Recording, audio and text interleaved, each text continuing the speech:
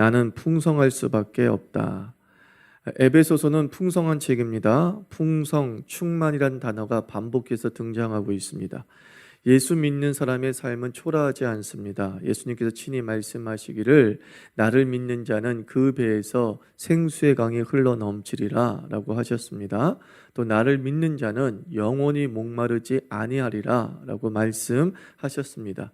흘러 넘치어서 주체할 수 없는 삶, 이것이 그리스도인의 실존이고 마셔도 마르지 않는 샘을 소유한 영혼이 우리 그리스도인인 줄 믿습니다. 제가 일전에 파라과이에 있을 때에 이구아수 폭포를 보고 제가 놀랐습니다. 엄청난 물의 양이 쏟아짐을 보면서 이 무한대가 이런 것이구나라는 것을 느낄 수 있었습니다. 이구아수 폭포가 마른다는 것은 사실 상상할 수 없습니다.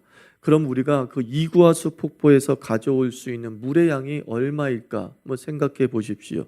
우리가 그 무한대의 이구아수 폭포에서 가져올 수 있는 물의 양은 준비된 그릇만큼 떠올 수 있습니다. 여행용 물통을 가져온 사람은 많아야 1리터를 가져갈 수 있겠죠. 석유통을 가지고 온 사람은 50리터를 가져갈 수 있겠죠.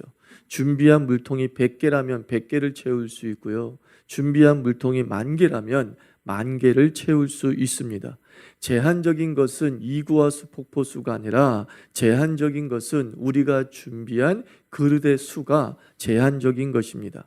하나님은 무한하신 분이십니다. 우리에게 얼마든지 풍성하게 주실 수 있는 분입니다. 문제는 우리가 준비한 그릇의 크기요, 우리가 준비한 그릇의 숫자입니다. 우리의 결핍은 하나님에게 원인이 있지 않습니다.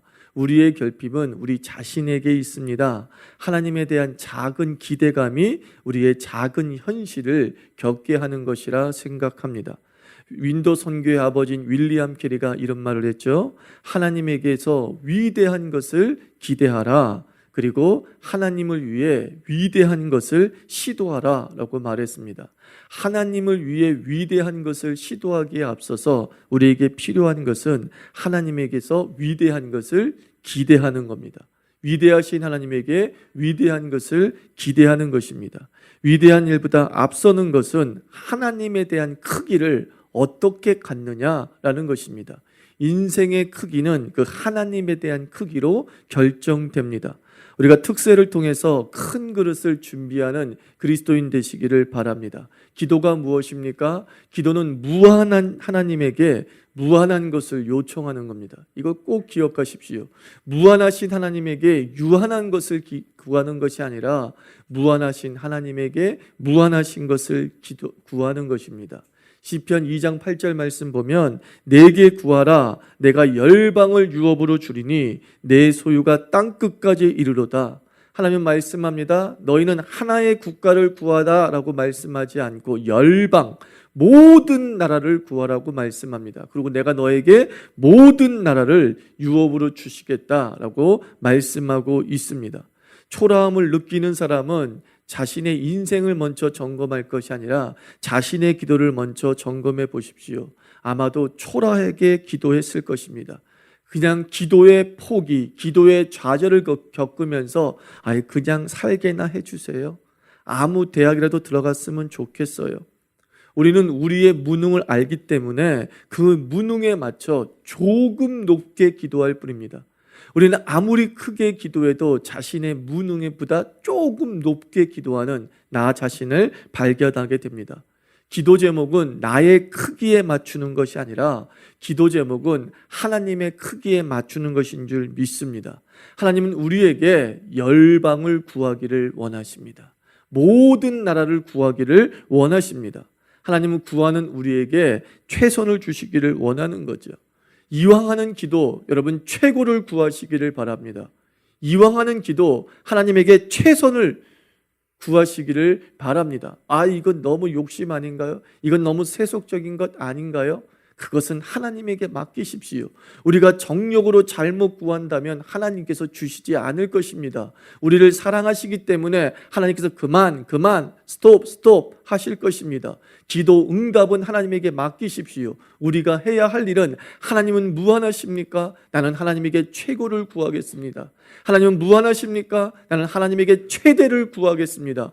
하나님은 무한하십니까? 나는 하나님에게 최선을 구하겠습니다. 자기 자신의 경건의 모양을 보이기 위해서 기도를 일부러 경건하게 하지 말라는 겁니다. 그것조차도 외식이라는 것입니다. 나는 이렇게 고상해, 나는 이렇게 잘 믿어 라는 것을 기도로 고상하게 표현할 필요 없다는 것입니다. 얼마나 절박하십니까, 여러분? 여러분 다 크게 되고 싶지 않습니까? 여러분 다 이 땅에서 좀 시온의 대로가 열리기를 원하는 그 속마음 아닙니까? 그 속마음 주께 구하라고요. 주님께 외치라고요. 하나님, 나 이렇게 살기를 원해요. 그리고 그 하나님께서 어떻게 나를 다듬어 가시는가는 하나님에게 맡길 문제라는 것입니다. 여러분, 기도 제목에는 두 가지 기초가 있습니다. 은혜와 평강이라고 하는 이 두 가지 기초가 탄탄히 서야 됩니다. 무엇을 구하든지 은혜, 평강이 기본으로 뿌리내려져야 됩니다. 바울은 서신서 서두마다 은혜와 평강을 잊지 않고 기록합니다. 오늘 에베소서 1장에도 은혜와 평강을 먼저 얘기하고 시작을 합니다. 우리도 마찬가지로 그 은혜와 평강을 평생의 복으로 구해야 될 줄 믿습니다. 이 은혜와 평강이 기도 제목의 기초요, 기도 흐름의 기초가 돼야 됩니다. 은혜, 우리 듣기만 해도 벅찬 말 아닙니까? 받을 자격이 없는 자에게 주시는 하나님의 선물이에요. 여러분, 인생이 피곤해지는 이유가 무엇입니까? 인생이 피곤해지는 이유는 자격 갖추기 때문이에요. 자격 갖추기예요. 현대사회는 자격증의 시대입니다. 자격증이 없으면 살아날 수 없는 시대입니다. 뭐든지 자격증이 있어야 됩니다. 의사 자격증, 회계사 자격증, 재무관리사 자격증, 수많은 자격증을 갖추어야지만이 살아갈 수 있는 구조가 이 세상이에요. 자격을 갖춘 자는 성공하고 자격을 갖추지 못하면 실패자가 되는데, 이 자격증 문화가 영의 세계에도 슬그머니 들어오는 겁니다. 복 받으려면 복 받을 짓을 해야 한다는 말을 우리는 자기도 모르게 얘기하고 있어요. 자격이 있다는 거죠. 복 받을 자격이 있어야 돼. 네가 복 받을 짓을 해야 돼 라고 말합니다. 받을 자격이 없는 자에게 주시는 것이 은혜인데, 우리는 복 받을 일을 한 사람이 복을 받았다면 그것은 은혜가 아니죠. 그것은 당연한 대가다라고 생각합니다.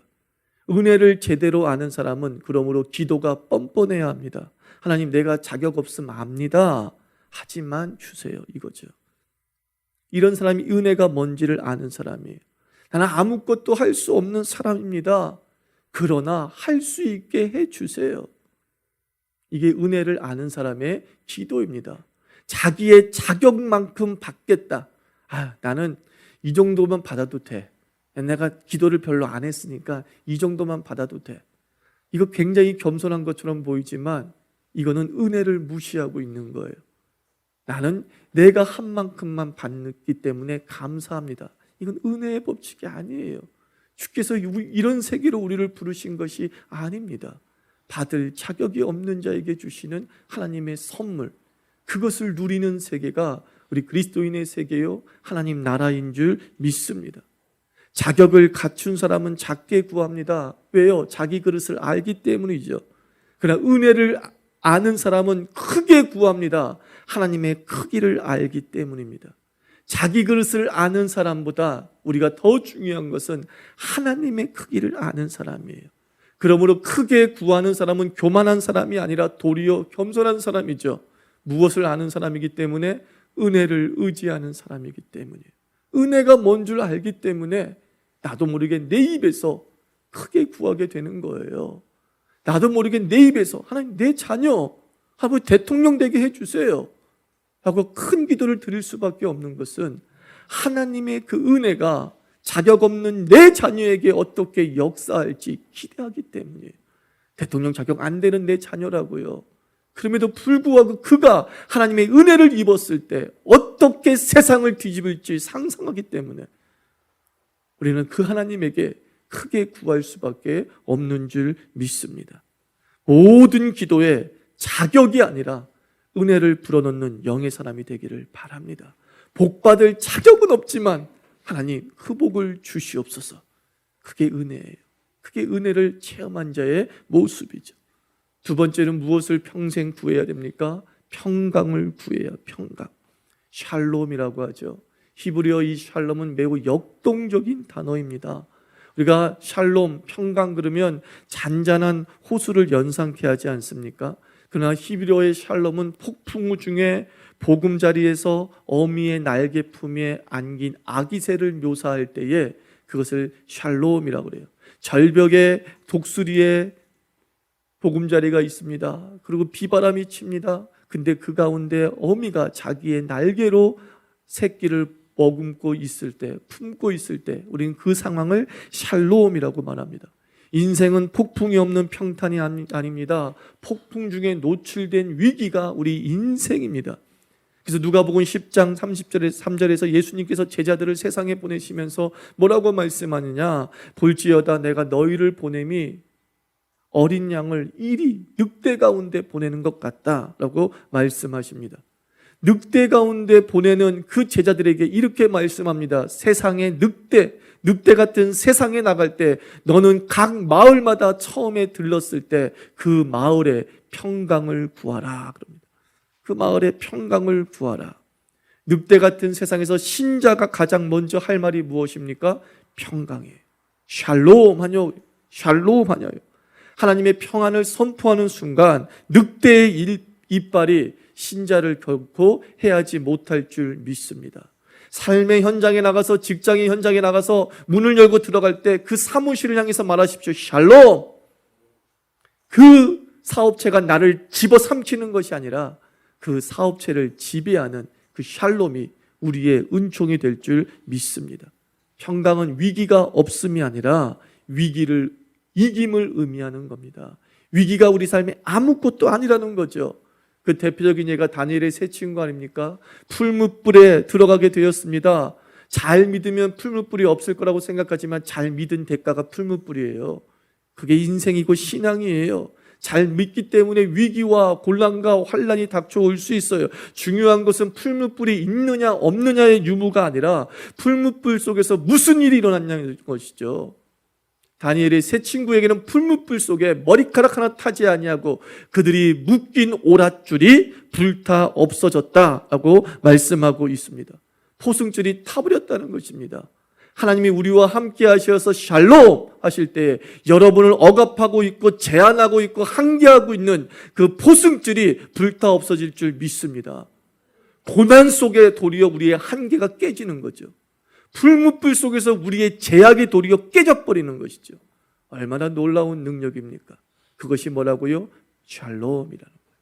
하나님이 우리의 함께 하심으로 나타나는 위기 극복의 능력이죠. 위기 극복의 능력. 예전에 제가 그 극복이라는 설교를 한 적이 있지 않습니까? 극복이라는 단어가 영어로 무엇이죠? overcoming이라고 말씀드렸죠. overcoming. 위에서 온대요. 우리가 세상을 이길 수 있는 힘이 어디서 옵니까? 위에서 오는 것입니다. 위에로부터의 힘이 오지 않으면 오버커밍이 없으면 극복이 없어요. 뚫고 나갈 수 없어요. 오버커밍의 삶이 여러분 삶에 충만히 넘치기를 바랍니다. 그것이 뭐예요? 평강. 그것이 평강이에요. 다윗의 삶에 수많은 사람이 함정을 파놨지만 하나님이 함께 하심으로 말미암아 다윗은 한 번도 함정에 빠진 적이 없어요. 이것이 뭐예요? 샬롬이라고.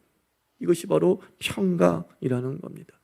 우리 자유교회 교인들 한 사람 한 사람들의 모든 기도의 기초에 이 은혜와 평강이 자리 잡고 있기를 바랍니다. 어떤 구체적인 기도 제목을 드리더라도 이 은혜와 평강이 기초가 된 기도를 드려야 될 줄 믿습니다. 자격 없으나 주님은 나에게 무한대로 주실 것을 믿는 믿음, 은혜라고 하는 겁니다. 고난이 있으나 그 고난이 나의 포승줄을 끊어줄 것임을 믿는 믿음, 그것을 평강이라고 합니다. 이 두 가지를 기둥을 단단히 세워서 우리 멋진 기도의 집을 지어나가는 그리스도인 되기를 주의 이름으로 축원합니다.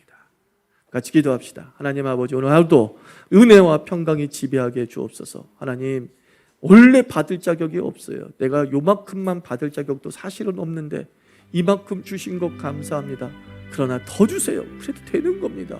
구하는 자에게 하나님이 뱀을 줄 사람이 어디, 하나님 뱀을 줄 부모가 어디 있겠느냐. 하나님은 구하는 자에게 더 좋은 것을 주신다. 그것이 우리 하나님 아버지입니다. 우리의 크기에 맞게 기도하는 것이 아니라 하나님의 크기에 맞게 무한대로 기도하는 겸손한 사람 되게 해주시고, 오늘도 나를 제약하고 있는 포승줄을 아버지여 삶의 위기 속에 불태워 없어 주시옵소서. 기도하겠습니다.